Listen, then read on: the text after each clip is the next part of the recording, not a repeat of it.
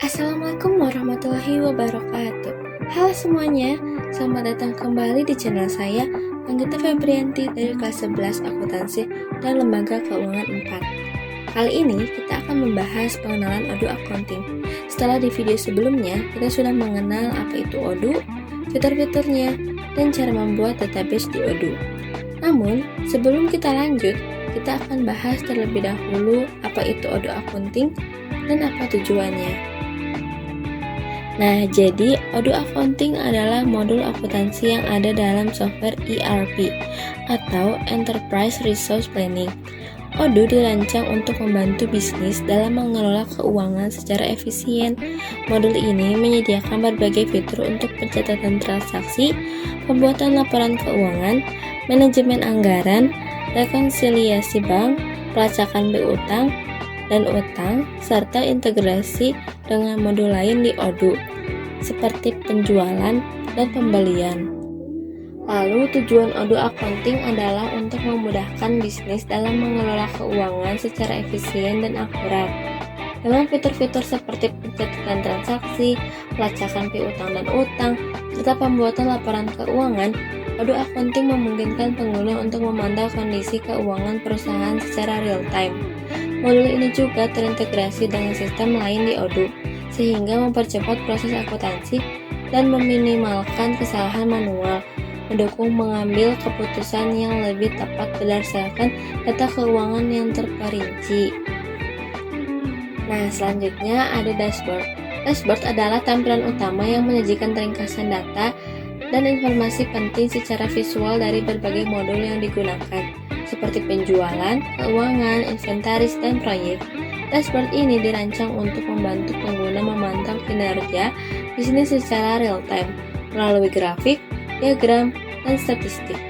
Dengan tampilan yang terstruktur dan mudah dipahami, dashboard Odoo memudahkan pengguna dalam menganalisis data, melihat pencapaian, serta mengambil keputusan yang lebih cepat dan tepat berdasarkan data yang sudah diolah. Selanjutnya, customer. Customer adalah data atau informasi mengenai pelanggan bisnis yang tersimpan dalam sistem. Di modul customer atau contacts, Odoo memungkinkan pengguna untuk menyimpan data pelanggan, seperti nama, alamat, nomor telepon, email, serta riwayat transaksi dan interaksi dengan perusahaan. Fitur ini memudahkan manajemen hubungan pelanggan atau CRM, membantu melacak penjualan, faktur, pembayaran, dan memungkinkan pemantauan kegiatan terkait pelanggan, sehingga perusahaan dapat memberikan layanan yang lebih baik dan menjaga hubungan jangka panjang dengan pelanggan. Customer memiliki beberapa bagian, di antaranya invoice. Invoice memungkinkan bisnis membuat dan mengelola faktur penjualan untuk mencatat transaksi dengan pelanggan. Yang kedua, credit notes. Credit notes digunakan untuk mencatat pengembalian atau koreksi terhadap faktur yang telah dibuat, biasanya untuk kasus pengembalian barang atau penyesuaian harga. Yang ketiga, payment. Payment memfasilitasi pencatatan pembayaran yang diterima dari pelanggan, membantu memastikan bahwa pembayaran terpantau dengan baik. Yang keempat, produk. Produk menampilkan daftar produk atau layanan yang ditawarkan, memudahkan penjual untuk melihat dan menambah produk saat membuat transaksi. Lalu selanjutnya vendors. Vendors adalah fitur untuk mengelola data pemasok atau pihak yang menyediakan barang dan jasa bagi bisnis. Vendors memiliki beberapa bagian, diantaranya bills. Bills digunakan untuk mencatat tagihan dari pemasok yang harus dibayar, membantu memantau utang bisnis. Yang kedua, refunds. Refunds mencatat pengembalian dana atau koreksi terhadap tagihan, misalnya saat terjadi retur barang. Yang ketiga, payment. Payment memungkinkan pencatatan pembayaran yang dilakukan kepada pemasok, mempermudah pelacakan arus kas keluar. Yang keempat, products. Products berisi daftar barang atau jasa yang dibeli dari pemasok, memudahkan pencatatan transaksi pembelian dan inventaris. Selanjutnya, accounting. Accounting adalah modul yang membantu bisnis dalam mengelola keuangan secara efisien dan akurat. Accounting memiliki beberapa bagian. Yang pertama, journal entries. Journal entries digunakan untuk mencatat transaksi keuangan. Yang kedua, journal items. Journal items menampilkan rincian setiap entry dalam jurnal tersebut.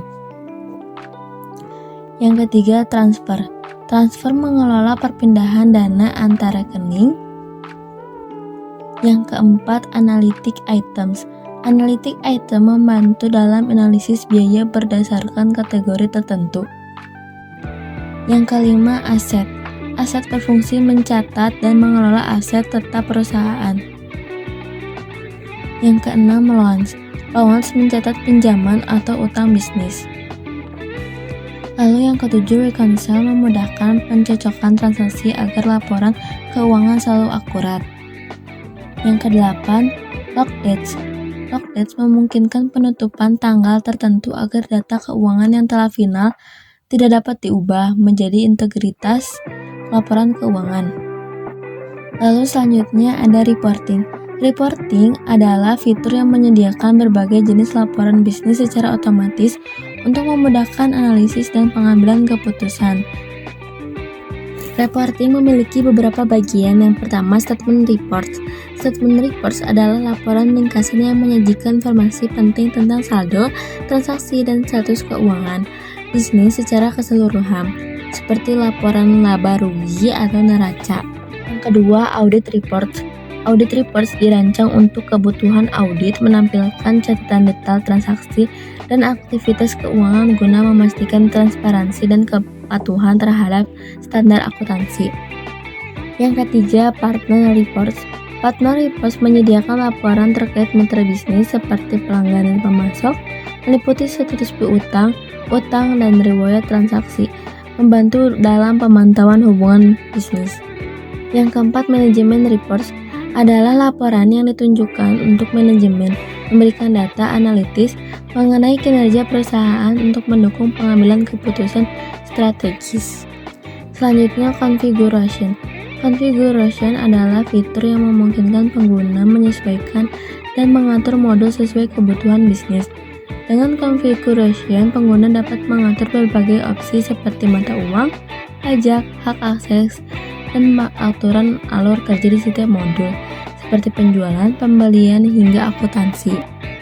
Configuration memiliki beberapa bagian. Yang pertama, setting. Setting memungkinkan pengguna menyesuaikan pengaturan aplikasi sesuai kebutuhan, seperti hak akses dan konfigurasi modul. Yang kedua, invoicing. Invoicing adalah fitur yang memudahkan pembuatan dan pengelolaan faktur penjualan dan pembelian, memastikan arus kas yang tercatat secara akurat. Yang ketiga, banks.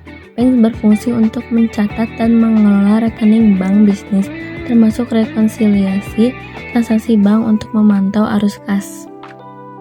Yang keempat, accounting. Accounting membantu mengelola laporan keuangan, pengeluaran, dan pencatatan transaksi secara menyeluruh.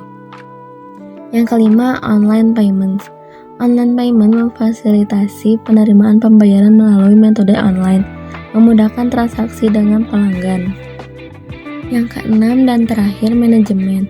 Manajemen menyediakan laporan dan alat analisis untuk manajemen, mendukung pengambilan keputusan strategis berdasarkan data keuangan dan kinerja bisnis. Nah, jadi tahu kan apa itu Odoo Accounting dan tujuannya beserta isi-isinya? Semoga video saya bermanfaat. Tungguin video selanjutnya. Cukup sekian dari saya. Assalamualaikum warahmatullahi wabarakatuh.